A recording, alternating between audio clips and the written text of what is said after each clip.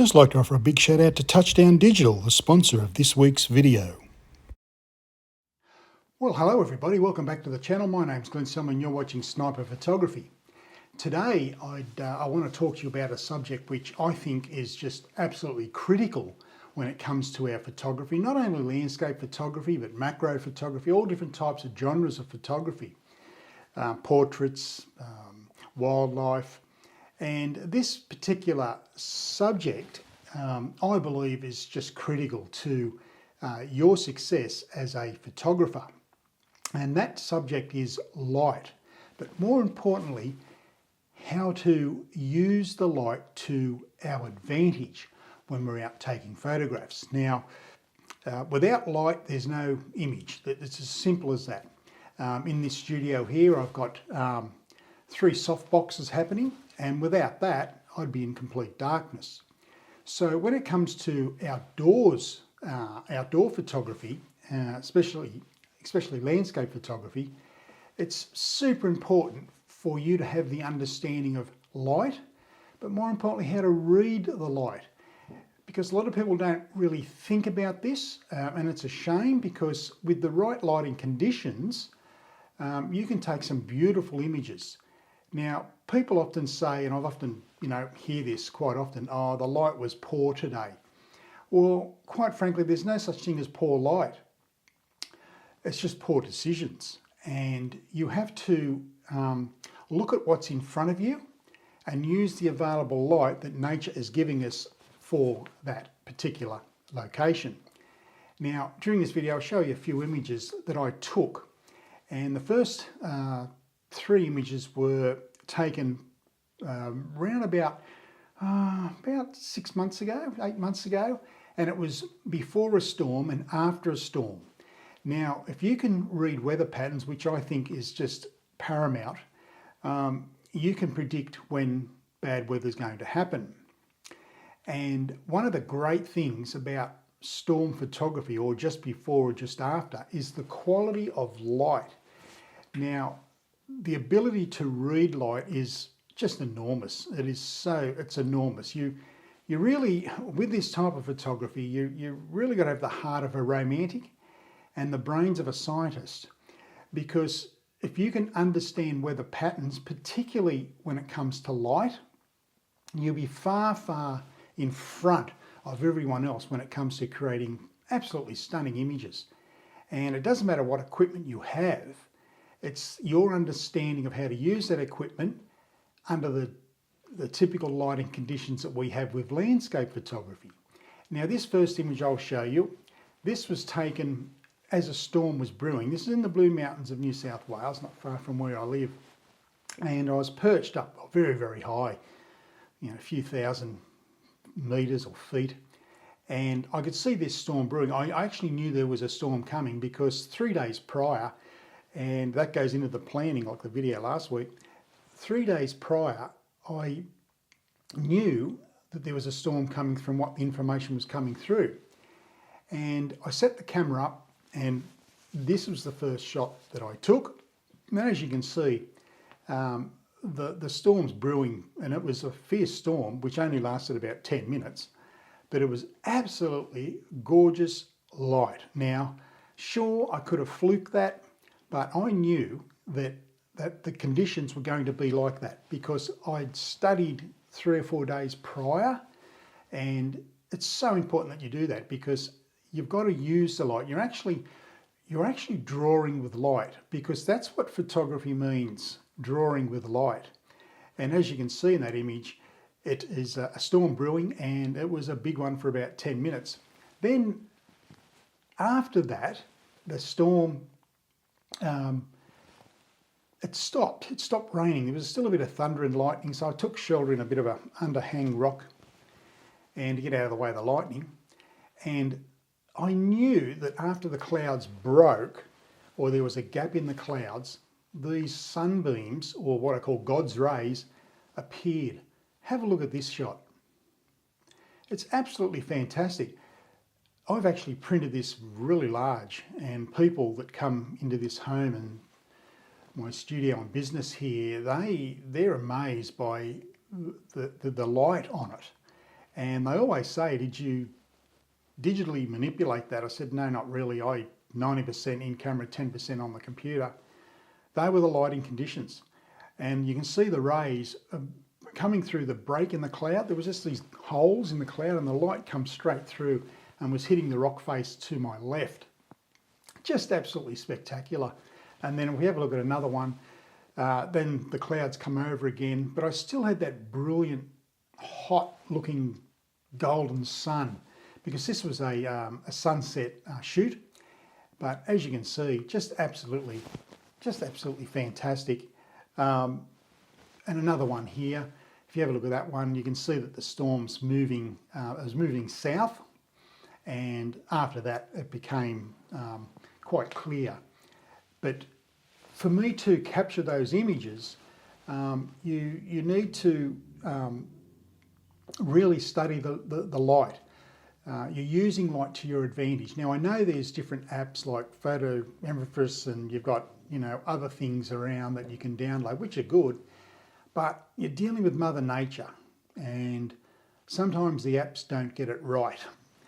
But the ability to read the light with your photography, it's so helpful to you. I cannot stress this enough, because this is what I teach. I teach how to read light and how to implement the lighting conditions into the images that you're trying to create. So the study of the light is just paramount. I mean, you've really got to make light your mistress, really. You've got to have a love affair with light. You have to, for you to succeed. I mean, anybody, let's face it, anybody can go out on any given day and take some nice photos.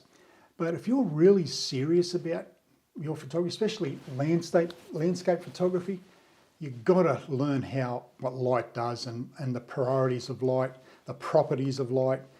Now, because in winter, the light's different to in summer. In summertime, you get a lot of particles in the air.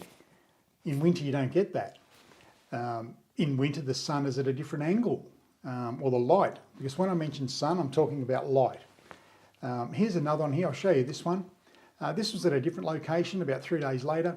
There wasn't a storm. It looked like there was going to be a storm, but it wasn't. But I caught this orange glimpse through the clouds.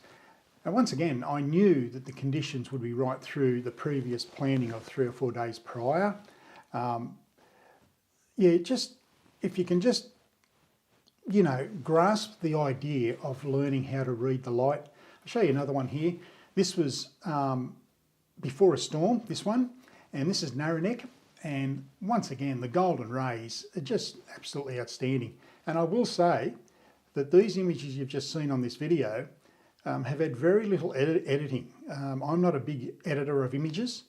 I certainly do tweak them, there's no doubt. But when it comes to this and the photos or the images you've just seen, very little has been done to them. And it's just, just the understanding of it all. I'll show you a few more. We'll take this one here, a little bit lighter. This was about 10 minutes before the last one you've seen. The light was pretty good, but I knew what was coming because I had read the conditions. You've got to read the conditions, but the understanding of light is, it's very important to us, and you have to know how to use that light, because you can manipulate the light that's hitting your subject in landscape photography. Because as in this studio, I've got 3 big soft boxes here, right? And that's softening the light. You can see on my face, softening the light. Well, the clouds are Mother Nature's photography softbox. So you use the clouds to diffuse the light. If you've got a cloudy day, and this is why coming up or leading up to storms is very, very good. Not during, if they're horrendous, get out and get into safety, but then after, you could get a rainbow, and I've got a few rainbow images, and by predicting the conditions through what you know, you're well on your way to really achieving something special. And, it's just practical to think about what light is doing, the light that's hitting your sensor in the camera, But at the end of the day, you have to do your homework. As I said last week, you don't do your homework, you won't pass the test. And landscape photography tests each and every one of us. And by the understanding of light and what it actually does with our photography it's super important to us, I feel. So study the light. You can look it up on the internet, follow the weather patterns, specifically for your location. Now, that is very important because people who know me, I've done a lot of traveling, especially overseas with my photography. And there's something that I've noticed is that the light in North America compared to Australia is completely different. The light here in our country is very, very harsh, and that's why we've got a high rate of melanoma. But in the United States and Canada and all that part of the world, the light's completely different. And I know that for a fact through the settings that I have to use when I'm overseas compared to here. So for you to achieve this, it's going to take some time and patience, because you will fail, like I did very, very early on in my photography journey. You will make mistakes regarding light. Now, the conditions that you really want, either just before or just after a storm, late of an afternoon if there's cloud. When it comes to sunrise, a bit different because the sun rises quicker than it does set. So you need to be ready in the dark and try and watch out for where the sun is rising, because sun is light. Sometimes, well, in winter, it'll rise at a different position compared to summer sunrise.